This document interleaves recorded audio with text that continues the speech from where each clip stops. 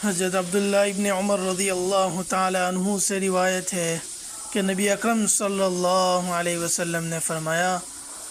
تم میں سے کوئی آدمی نہ بائیں ہاتھ سے کھائے اور نہ بائیں ہاتھ سے پیے،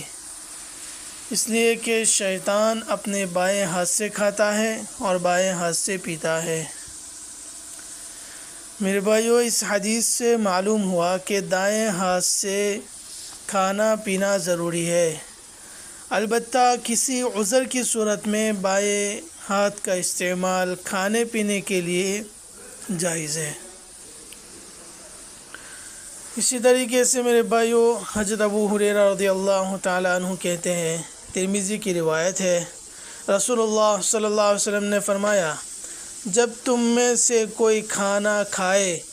تو اپنی انگلیاں چاٹ لے، کیونکہ وہ نہیں جانتا کہ ان میں سے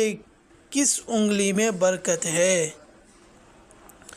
کیا فرمایا؟ رسول اللہ صلی اللہ علیہ وسلم نے فرمایا، جب تم میں سے کوئی کھانا کھائے تو اپنی انگلیاں چاٹ لے، کیونکہ وہ نہیں جانتا کہ ان میں سے کس انگلی میں برکت ہے۔ یعنی یہ کوئی نہیں جانتا کہ برکت اس میں تھی جسے وہ کھا چکا، یا اس میں ہے جو اس کی انگلی میں لگا ہوا ہے، یا اس میں ہے جو کھانے کے برتن میں باقی رہ گیا ہے۔ اس لیے میرے بھائیو، کھاتے وقت کھانے والے کو ان سب کا خیال رکھنا چاہیے تاکہ اس برکت سے جو کھانے میں اللہ نے رکھی ہے محروم نہ رہے۔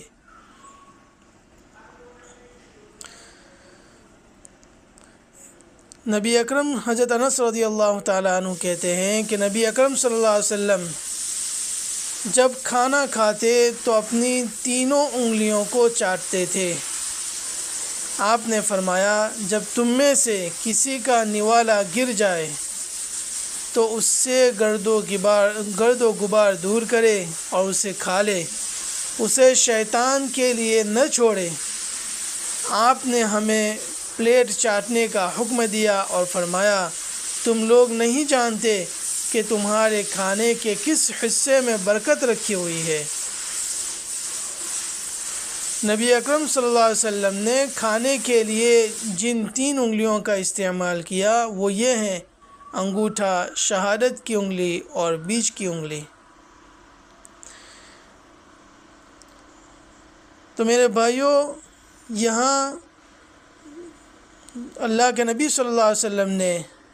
جو فرمایا ہے کہ نوالا گر جائے تو اس میں سے جو ناپسند چیز ہو اس کو ہٹا دیا جائے اور پھر اس کو کھا لیا جائے، یعنی گرے ہوئے نوالے پر جو گرد و غبار جم گیا ہے اسے ہٹا کر اللہ کی اس نعمت کی قدر کرے، اسے کھا لے، شیطان کے لیے نہ چھوڑے، کیونکہ چھوڑنے سے اس نعمت کی ناقدری ہوگی۔ لیکن اس کا لحاظ بھی رہے کہ وہ نوالا ایسی جگہ نہ گرا ہو جو ناپاک اور گندی ہو۔ اگر ایسی بات ہے تو بہتر ہوگا کہ اسے صاف کر کے کسی جانور کو کھلا دے۔ اللہ تبارک و تعالی ہمیں صحیح معنوں میں سنت کے مطابق کھانا